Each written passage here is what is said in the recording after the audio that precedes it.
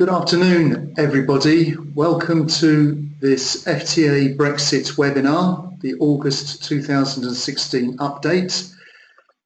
You're very welcome to this event. My name is James Hookham. I'm Deputy Chief Executive and I will be hosting and chairing the event this afternoon.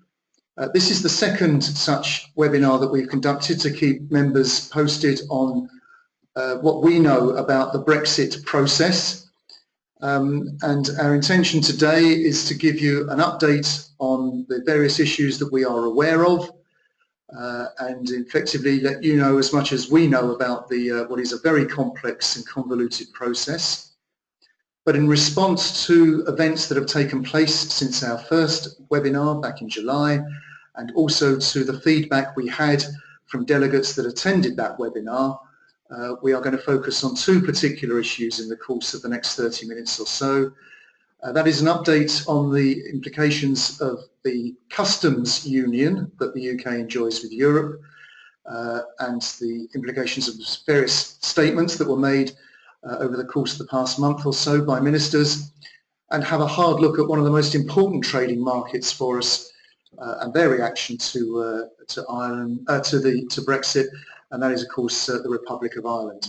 So I shall be joined by my colleagues Pauline Basildon in Brussels and Neil MacDonald in Dublin, who will be sharing their thoughts with you on that process. We will conclude with a question and answer session at which I will be joined by my colleague Chris Welsh. And so we will be hoping to offer you everything we know on these various issues over the space of the next 30 minutes. Just a few house rules before we get going. Could I ask you to keep your microphones and telephones muted to avoid feedback? This webinar will be recorded and will be made available for download through the FTA website in a couple of days' time, couple of working days' time. And the third point is that regrettably we won't be able to deal with any technical issues you have in terms of following the webinar, so I hope the technology is working for you. But we will, of course, be open to your questions. And I hope that you've worked out how to use this on the webinar interface, but please use the messaging board in order to input your questions to us. Keep them as short and specific as possible. We will answer as many as we can as we go through the interface. If not through the question and answer session at the end of the webinar, and those which we don't have time for, we will provide an answer to and include those in a document that will be posted on the website in a day or so's time. Now, we understand that many of you are joining us for the first time on this webinar, in which case welcome, and we will give you details of further webinars at the end of the session. But just as a quick recap, and I think this is fairly evident to most people that are following the story, the decision of Britain to leave the European Union will have a massive impact on all segments of FTA membership and the logistics industry in general. FTA has set itself the mission of leading on logistics as far as Brexit issues are concerned, and we have produced what we call our ABC guide to try to map out the main issues of concern to members at this point in time. We are using this as a selection of headings under which we are tracking progress, and I will in a short while go through each of the items in that guide just to update you where we are. Now, as I said, this is the second of a series of webinars that we are planning to hold as the principal way of keeping members up to date on developments. We'll share with you the dates of future webinars at the end, but if you missed the first webinar, then please do have a look, if you wish, at the address given, download it from the website and catch up on what you missed. It's perhaps an understatement to say that the political situation is very fluid. Since our last event, we've obviously had new ministers and new departments appointed by the new Prime Minister, Theresa May, and that very much reflects the new challenges that the government is facing in respect of actually exiting from the European Union. At the same time, on the continent, there are new power dynamics playing out, new politics playing out not least in some of the major economies, in France, Germany, and indeed in Italy, where there are elections either coming up or possible in the next 12 months. And this indeed will change the landscape in which the UK is negotiating. However, and as I think, as you know, the formal start of exit proceedings has not yet been commenced. The formalities of leaving the European Union are governed by a clause in the Lisbon Treaty called Article 50, and Prime Minister Theresa May has made it pretty clear that she's not going to invoke that, as is her gift, until at least early 2017. And there is continued talk that that may delay even beyond then. Now, even when that process gets underway, it will take at least 2 years to complete that exiting process. And so the first message that FTA has to its members is that as far as operational matters are concerned, there are no practical changes until those negotiations have been completed. And it is really important that members are not beguiled by the suggestion that now that we're leaving the European Union, none of the rules apply. They do, as do the penalties, and the government has been quite clear that nothing changes in the interim. So EU rules and obligations remain in force for now, and our message to members, as suggested there, is keep calm and carry on. We will certainly make it our objective to let you know when things do actually change. So as I said, FTA has attempted to put its arm around the various issues that Brexit raises for logistics, and we've listed a selection of issues we're particularly anxious to track and to follow, and I'll very briefly highlight some points here. Access to the single market is the key, the crux issue, but quite apart from our trading relationship, FTA is also following very closely the consequential issues on this around the freedom of movement of people, and in particular the status of EU workers currently resident in the UK and their eligibility to continue working in British businesses, and likewise the continued ability of employers in the UK to continue to recruit non-UK nationals to work in the UK. And that is of course an absolutely essential requirement so far as the recruitment of drivers in particular is concerned into the logistics sector. Border controls remain an important issue, although they are outside the formal Brexit process.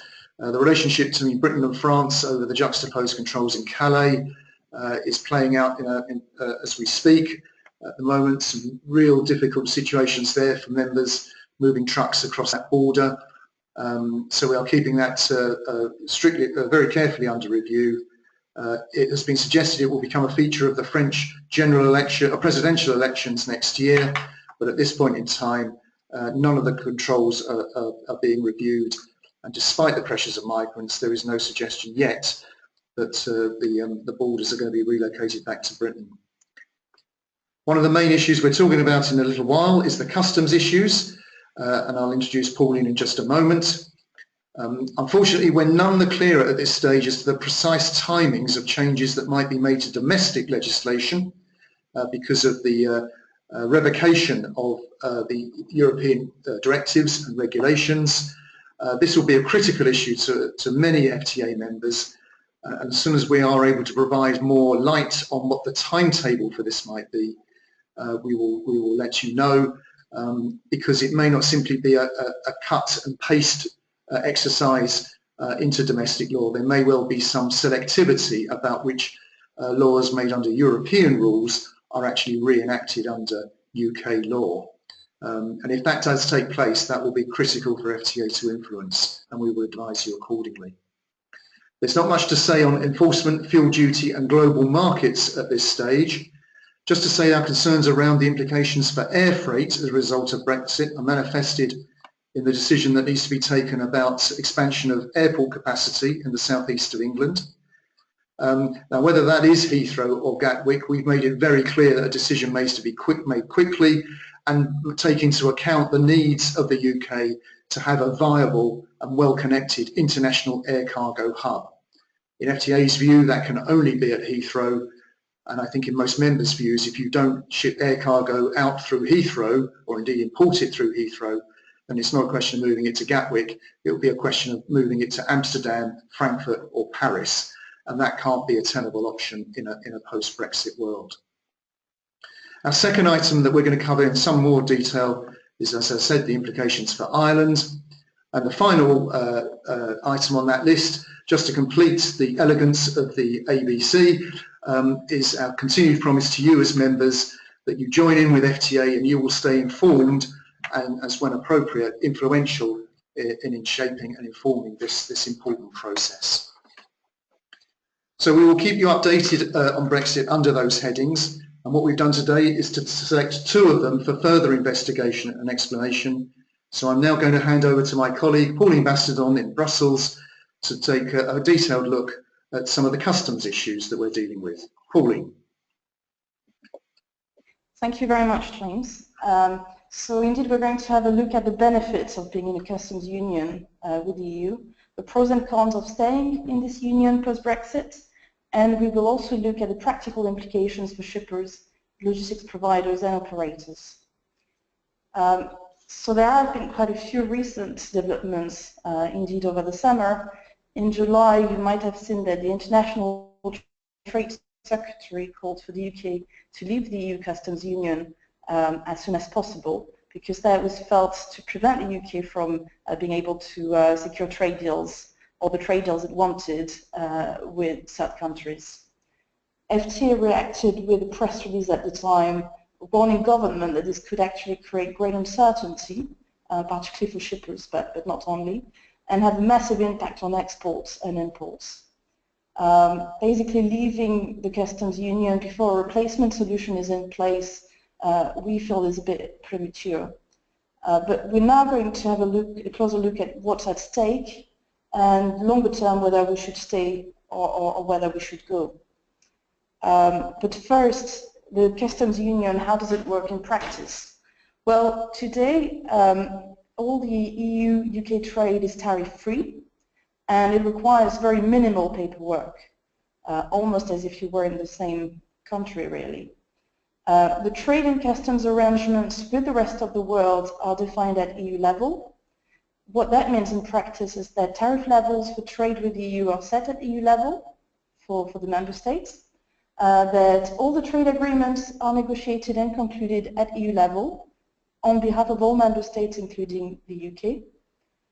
And that also means that the UK is bound by EU customs and trade rules. What is interesting to note is that already countries that are not part of the European Union can be part of a customs union with the EU. And of course we can think about the example of Turkey, which has been in a customs union with the EU since 1995. But what is at stake for the UK? Well, the first thing, of course, is the freedom to adopt our own trade deals, and most importantly, to set our own tariff levels. As part of the EU customs union, UK companies can trade goods with the EU without rules of origin declarations or other non-tariff barriers that can create delays and bureaucracy. But of course, this requires accepting the EU's tariffs on imports from the rest of the world. And the control of this external tariff is necessary for signing new trade deals. It's one of the tools that you can have at your disposal when you negotiate such agreements. And it's a key part of the trade negotiations. So of course, whether we stay in a customs union or not would have an implication on this level of freedom. What's at stake as well is the competitiveness of British exports towards the EU, but also other developed countries. The affordability of British imports. Many UK shippers actually use material or products that come from third countries. So obviously making these affordable is very, very important going forward. But it's not only about the quotas and the tariff barriers, it's also about the non-tariff barriers. And by this we mean things like requirement to pay customs duties at borders, to provide rules of origin declarations, to declare VAT prior to sale, and so on. All these barriers, which are not related to the tariffs, can account for about 60 to 90% of trade costs, according to UN research. So it's going to be pretty fundamental going forward.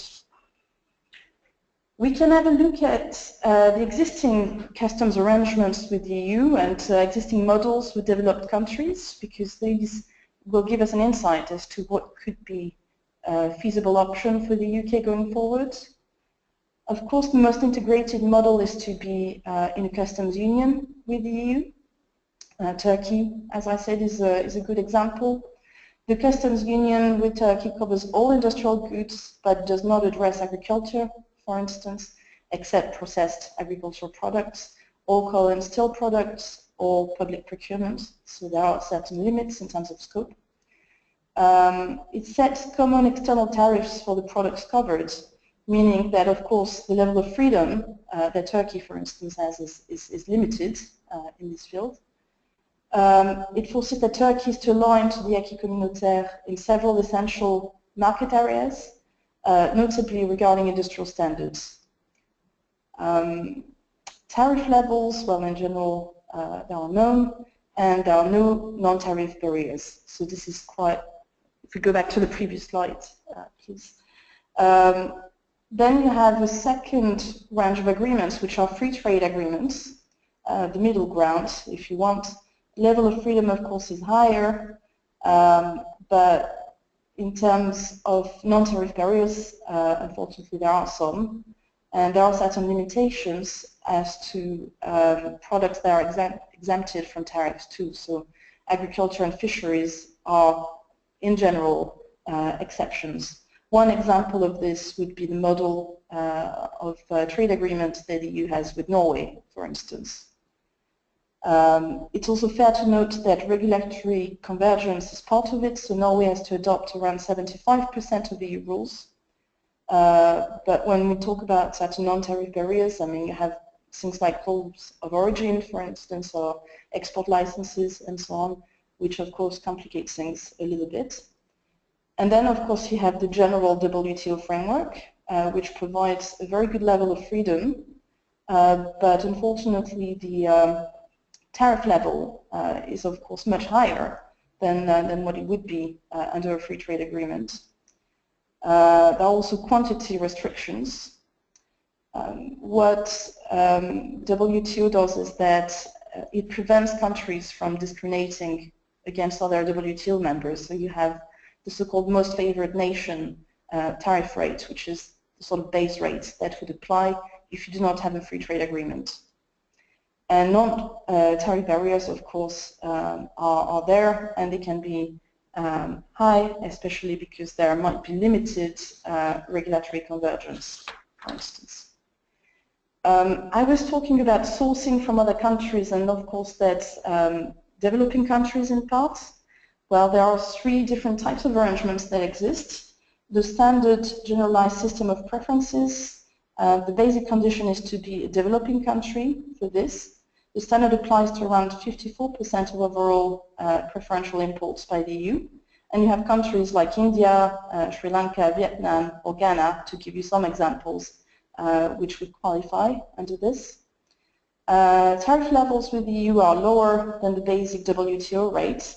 To give you an example, if you are importing a shirt or t-shirt from one of these countries to the EU, the tariff would be about 9.6% of the price. Instead of 12%, which is the sort of basic WTO rate without these preferential rates. And that covers around 2/3 of all product categories. Then you have the GSP plus type of arrangement.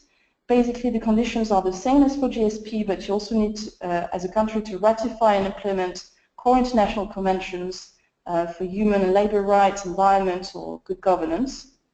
And that gives to these countries full removal of duties, the scope being the same as for GSP. And then there's everything but arms, EBA. For this, the rules are a little bit more stringent. You need to be on the UN list of least developed countries. Bangladesh or Cambodia benefit from this, for instance. And it's completely duty-free and quota-free as well, except for arms and ammunitions. So which elements should we consider? Well, FTA is now working on a shipper's checklist of trade barriers, This exercise is led by my colleague Alex Beach, who's head of global policy for FTA. The intention will be to not only provide a checklist for industry and government, but also to propose measures to avoid or reduce trade barriers going forward. And it will refer to very concrete case studies outside of the EU, of like Switzerland, for instance, and how they set up their own trade deals, that kind of things. One element to consider, of course, will be, do we stay in the customs union with the EU, or do we go for a separate solution? The UK will need to update its WTO membership, particularly if a separate solution is chosen, because currently all of this is done via the EU. So that would represent quite a bit of work. The UK would have to sign WTO trade facilitation agreement and accede it in its own right, for instance. And the UK, of course, would need to set up its own tariff schedule. But we should not neglect non-tariff barriers, which are key, as I mentioned earlier, such as infrastructure connectivity. We need to have good port capacity, good links also from an aviation point of view, so Heathrow will be crucial. Customs red tape and border delays will be essential to keep to the minimum as well. And country of origin rules for re-export to the EU, for instance, will be important to look at to ensure that inward investment to the UK is encouraged. There are other elements that we are going to look at, and all of this will be part of our checklist. I'm now going to hand over to my colleague Neil in Ireland, who's going to tell you more about options for UK-Irish trade. Good afternoon, everybody. Ireland obviously is one of the countries most impacted by the prospect of Brexit, as we are mainly a buyer of goods and services, but we have traditionally maintained a very large balance of payments surplus with the rest of the world, but particularly with the UK. In the case of the UK, most of our trade, anecdotally, is skewed towards lower value-added products, and that's obviously, they are more susceptible to currency fluctuation. Since we split from sterling in 1979, we've maintained a monetary policy of trading from a weaker currency against the UK, and the real worry is that the higher exchange rate we're seeing now will become the new normal. And if you see from the chart that follows this one, since 1979, really until the Great Recession started in 2008, the Irish currency, whether as the punt or as the euro, has traded below parity or below the rate we initially broke the sterling link at. For the last 8 years, we've largely traded above, and if this becomes the new normal, it is going to have an impact on our trade with the UK. Now, aside from the risks and issues that Pauline has been speaking about, but there are a number of these that are unique or almost unique to Ireland. As a country that enjoys such a large balance of payments surplus, we do trade, we export a very great deal. And because of that, our international fleet represents a far larger proportion of our fleet. Almost 2/3 of our fleet is international, as opposed to just about 10% of the UK operational fleet.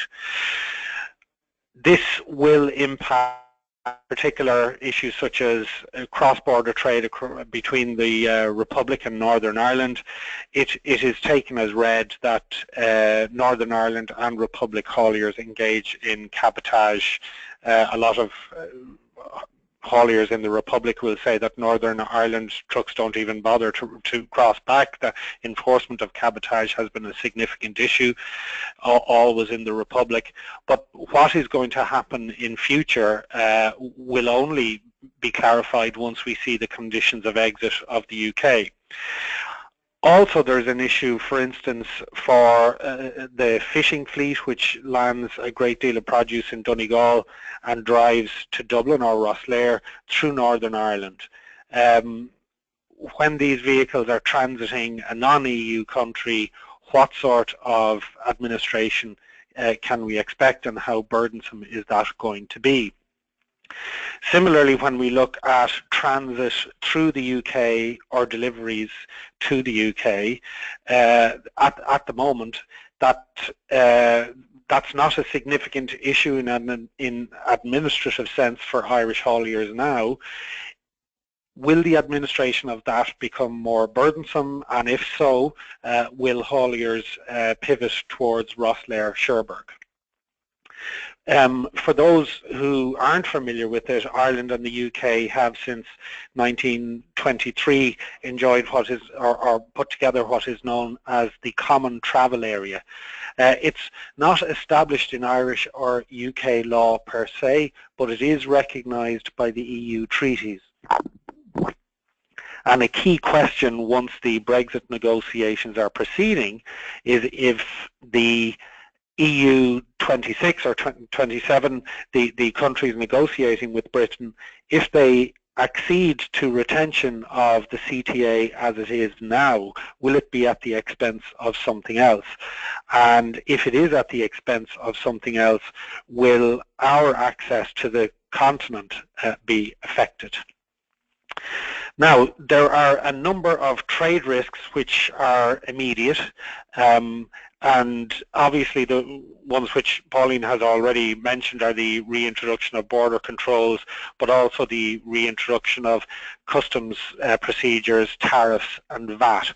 And Pauline glossed over the point slightly, but she did mention it. Even we have to be wary of a situation where there is a tariff, but the tariff is set at zero, because even the administration of establishing a zero tariff could impose a significant paperwork burden for hauliers and shippers.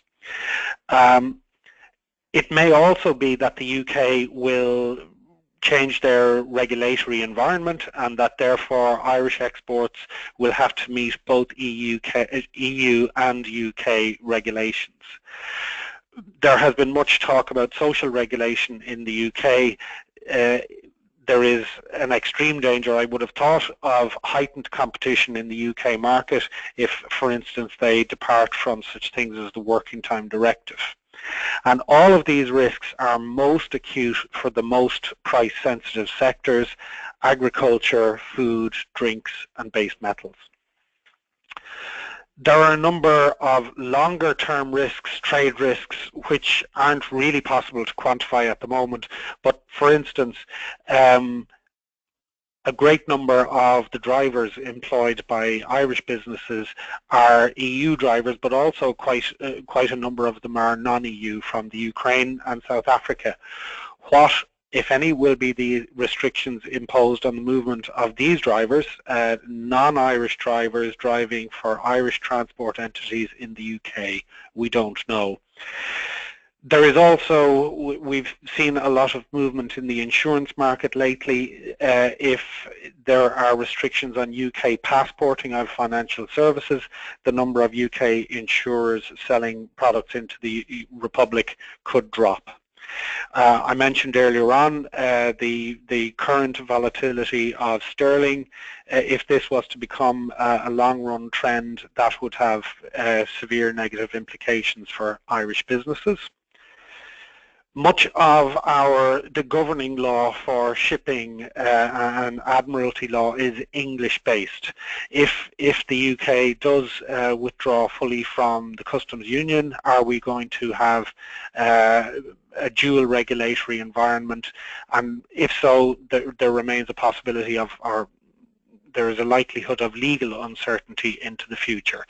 An example of this would be that Brexit could trigger what some of you may have in contracts known as material adverse change clauses, where one party decides that the terms of the contract have been materially changed by some external event.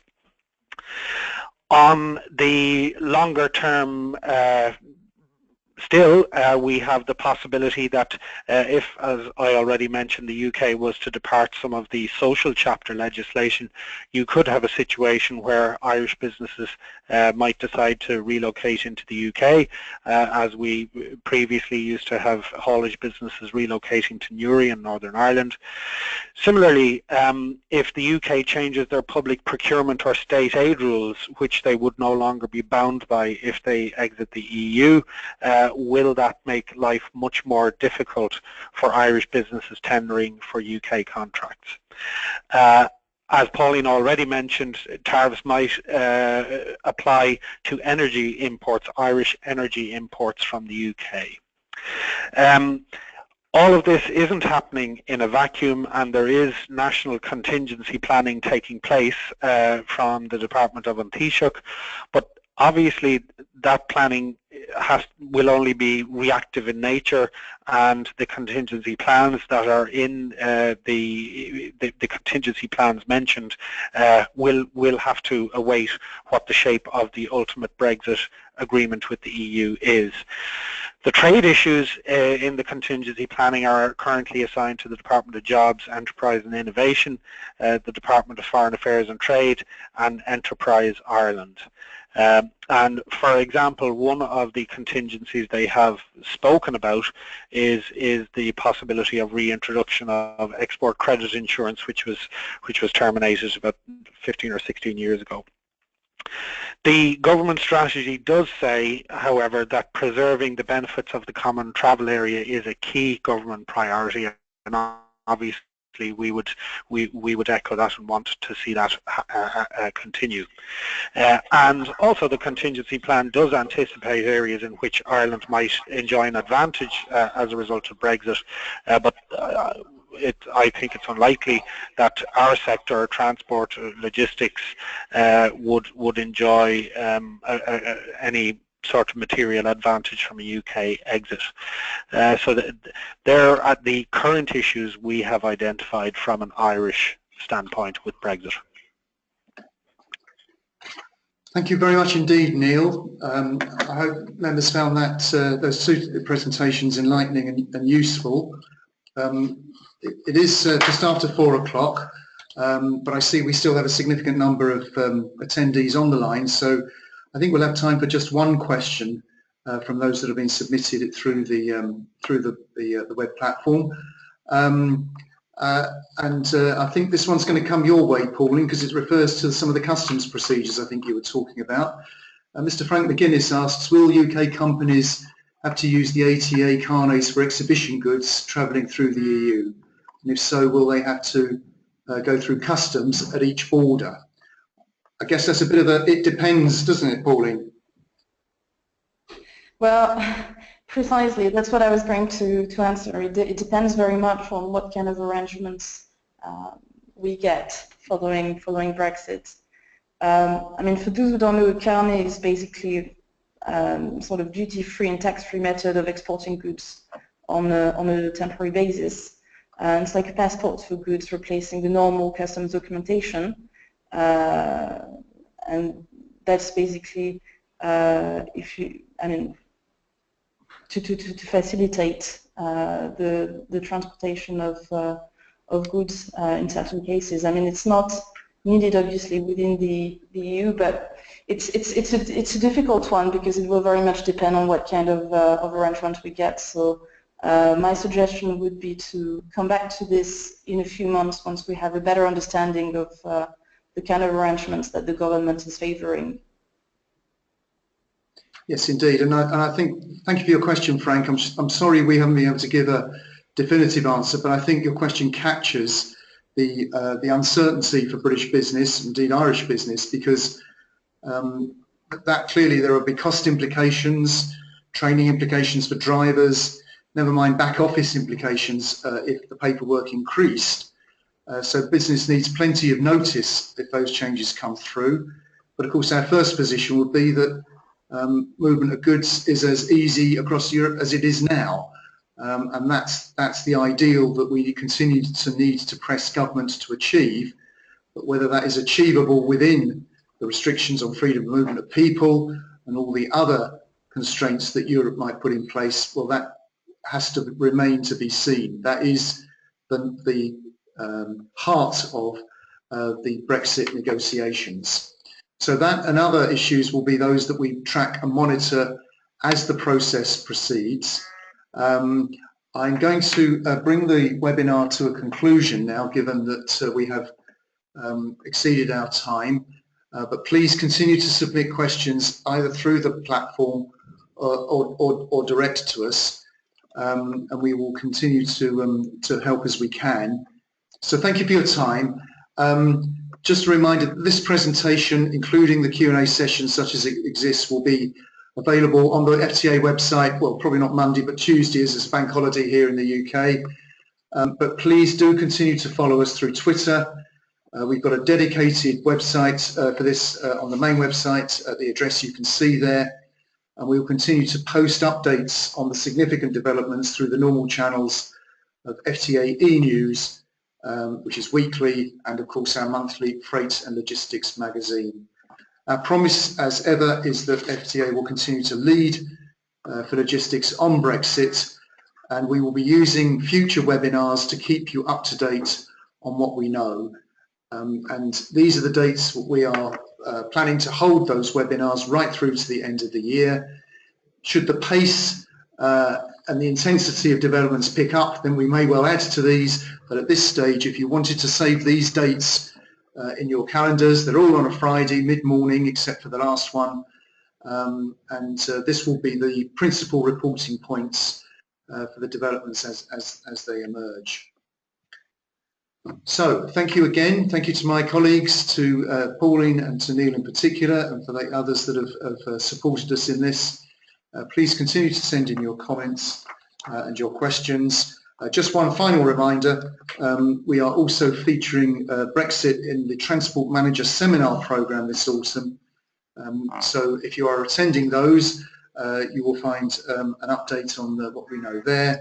But if you haven't booked yet for Transport Manager Seminar 2016, places are still available. Please do visit the website and reserve your place. Thank you very much indeed for your attention. I hope you found that useful. Look forward to speaking to you next time. Good afternoon.